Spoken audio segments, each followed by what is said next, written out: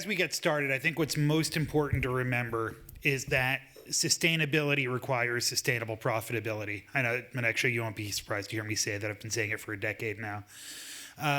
As we look at the opportunities to secure reinsurance for ESG-friendly accounts or to seek reinsurance for ESG markets, it's important to remember that ESG itself is not a selling point. I've taken programs that are strong ESG cases to reinsurers and retro providers during my time recently as a broker and before that as the head of PCS, and I can tell you that it never went well. Because if you go to a capacity provider and say, hey, I have a good ESG opportunity for you, the first thing they're going to ask is, what's wrong with it? Let me guess, it's in a tough part of the world. It's extremely risky, peak perils, not getting paid enough, right? They all think they know the drill. There's a secret behind all this, though. If you're looking for protection gap capacity, if you're looking for good diversifying risks, there's actually a lot of capacity available. So in reality, if you don't call it ESG and you know what you're looking for, you've got a lot of potential in the reinsurance market. So let's go over a few things. Now, this first bullet, don't worry, Swiss Re, I'm not talking about you. Swiss Re is a rare case of doing ESG exceptionally well.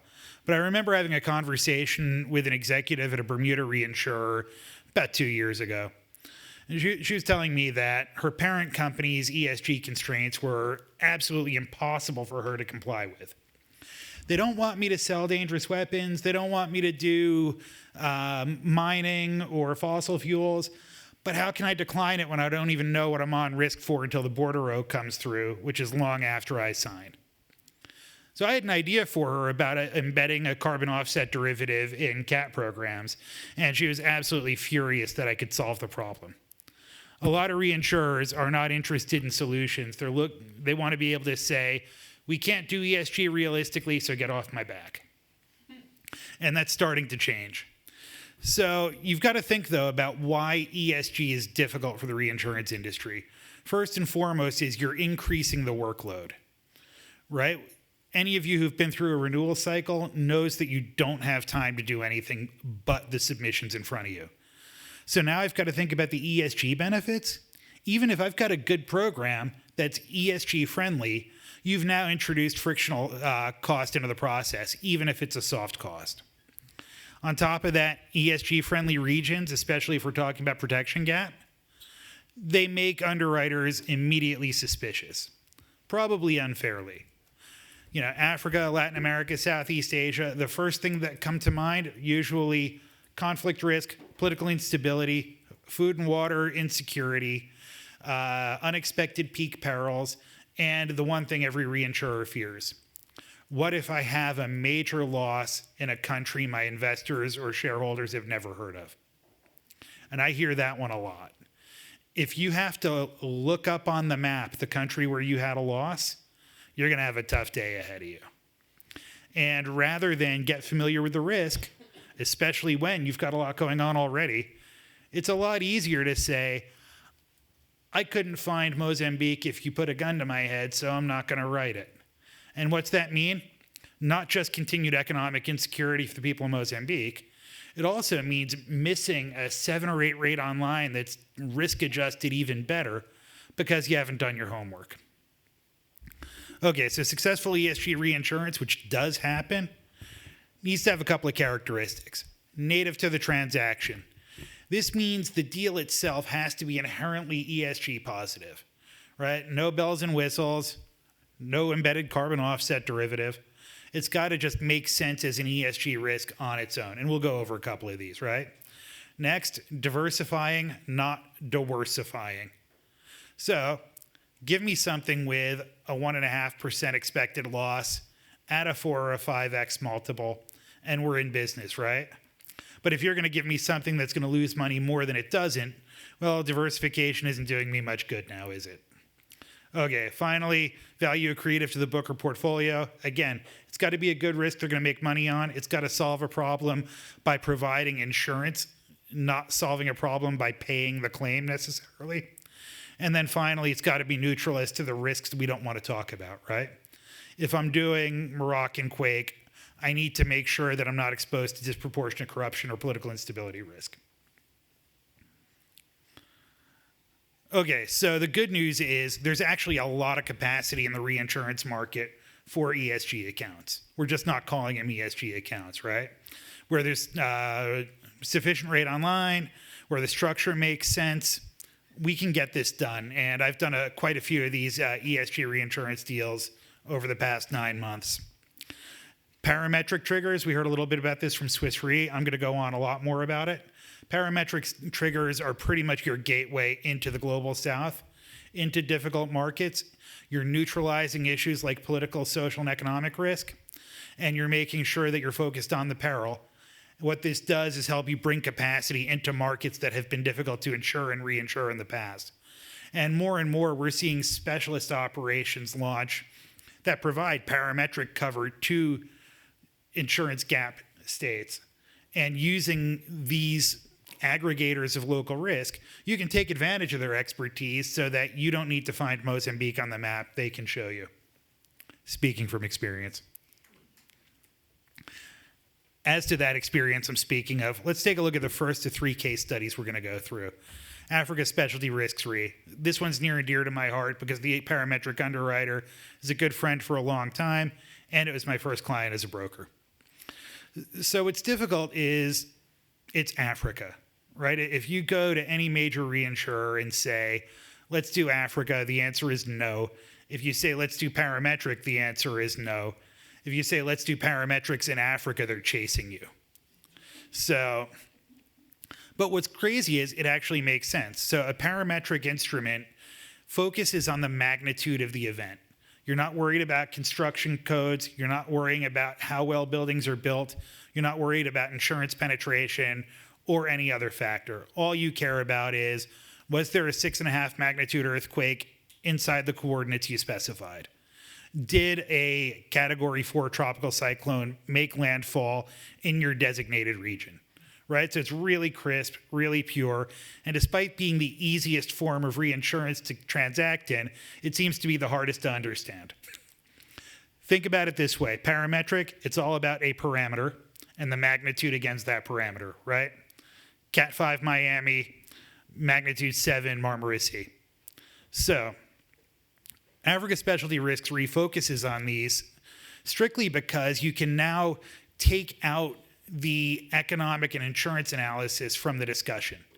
If you're doing a crop yield product in Côte d'Ivoire, all you're looking at are the parameters that feed into that trade. So you have pest risks, political, economic, social, and technological, are off the table. You don't need to worry about regime change. You don't need to worry about corruption. All you need to worry about is rainfall, or how hard the earth shakes, or how hard the wind blows.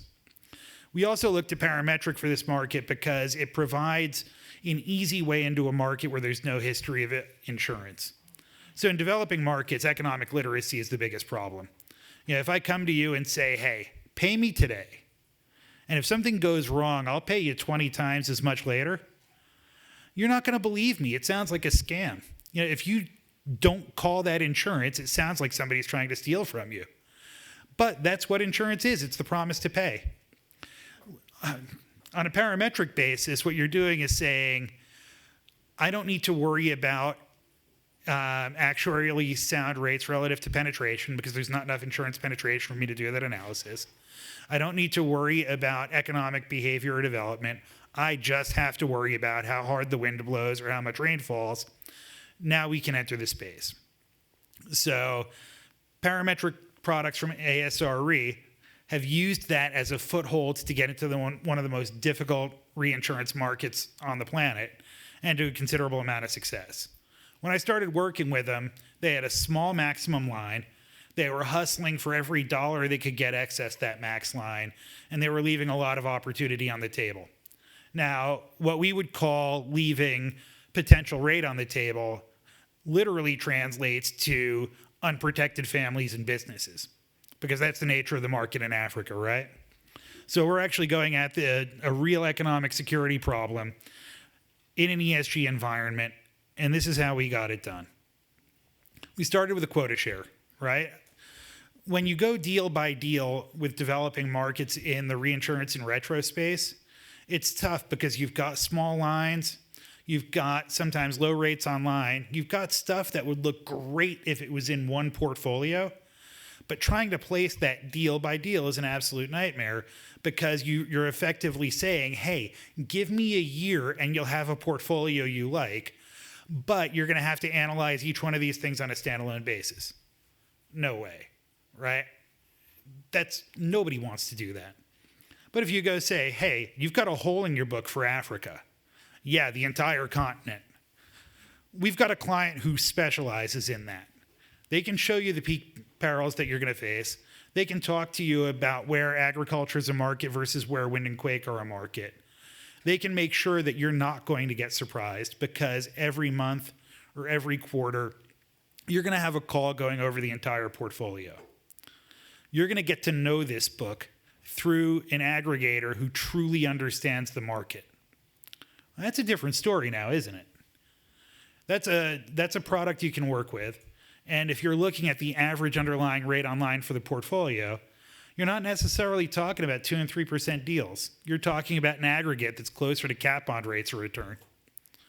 So you've got sufficient rate, you've got a diversified portfolio, you're filling a hole in your book, and you're getting education on an ongoing basis so you won't be surprised.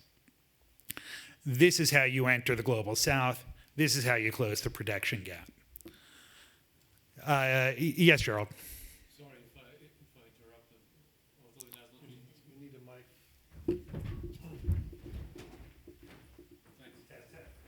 Test.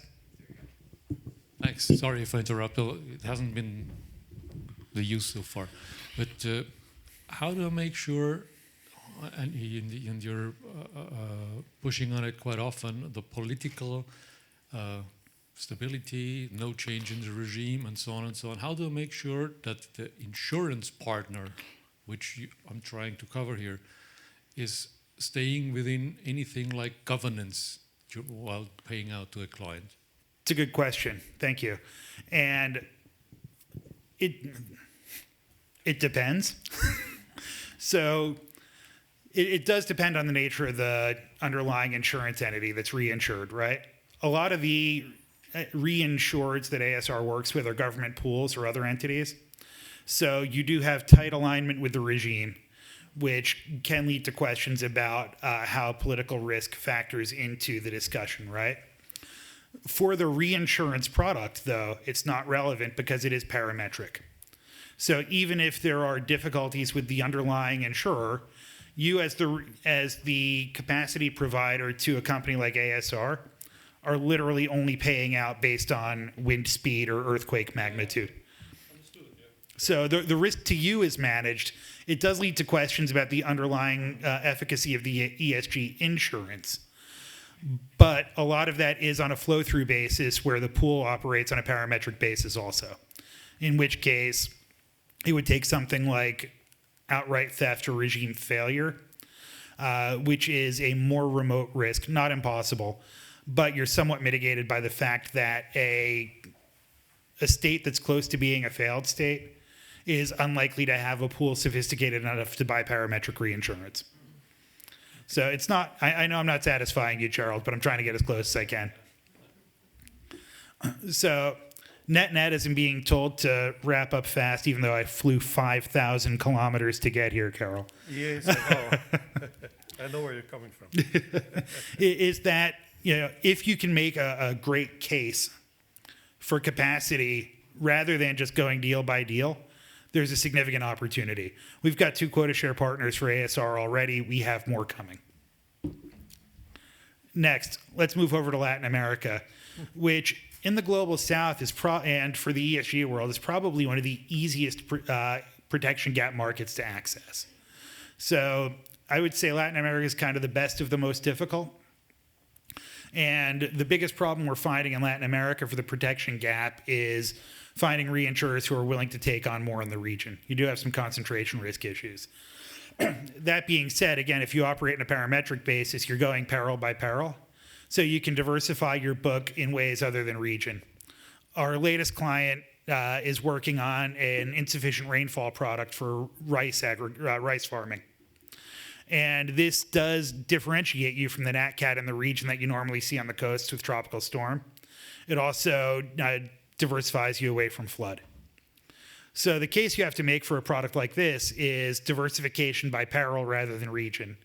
Again, you're parametric, so you've got a certain amount of insulation from political, economic, social, and technological risk factors. And even better, you've got a nice rate online story to tell. So the product we're working on, in part, provides an alternative to using your farm as collateral. So if you're putting your farm up as collateral, you're in the debt market and you're spending a fortune. If you've got a low double-digit rate online product that is actually far lower than the interest rates you normally see, it's a good deal. It's still disproportionately high for the seller, right? So this is a seller-advantaged environment. But you're not doing this, you're not profiteering at the expense of the farmer. Again, this is an issue of finding a quota share partner, finding an aggregator, and backing the aggregator rather than going deal by deal. If you took, $110 million deals to the top 5 or 10 reinsurers, you wouldn't get far. It's too much work. Too much work for them, too much work for you, and in the end, it's hard to place the business. Again, you work through an aggregator, bring quota share capital in to support underlying parametric business, and you can scale in the global south much more quickly. And finally, I will end where Menekşe did with Turkey. So when building on Menekşe's comments about Turkish quake risk at the 1/1 renewal, you had a lot of mid-layer reinsurance programs that struggled, right? Lower layer, working layers, we know what they are. You write the business the way you write the business. Higher layers that didn't get touched by Kahramanmaraş. I hope I pronounced that properly. Thank you. It was great. They were untouched, so they renewed a little more easily, but the mid-range wasn't hard, it was calcified.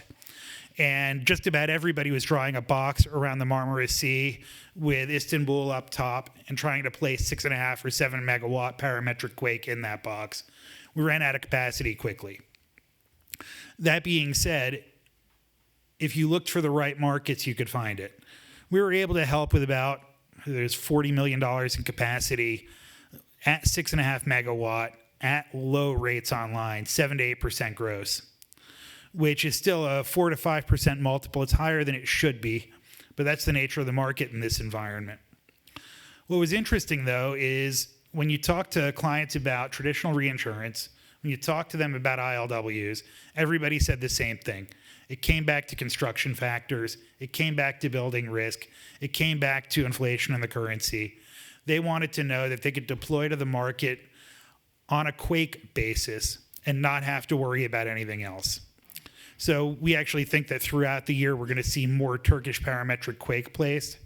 In addition to Istanbul, we know there's some capacity available for Bursa and Izmir. We got some pricing for Agri and Artfen, although, there's not much out there.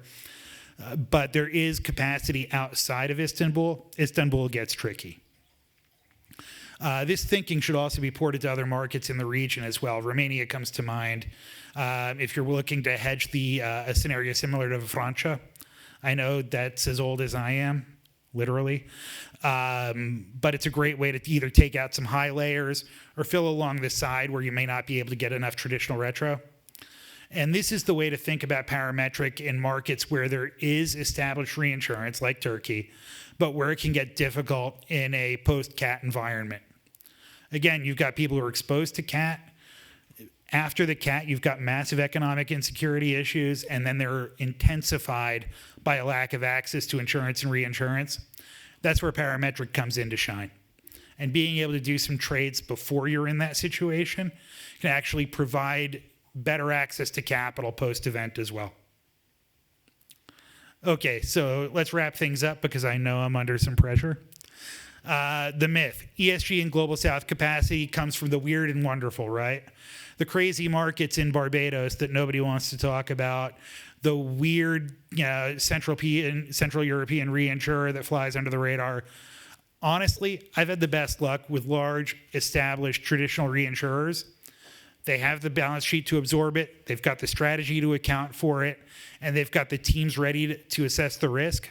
And they understand the ESG benefits of writing protection cap business.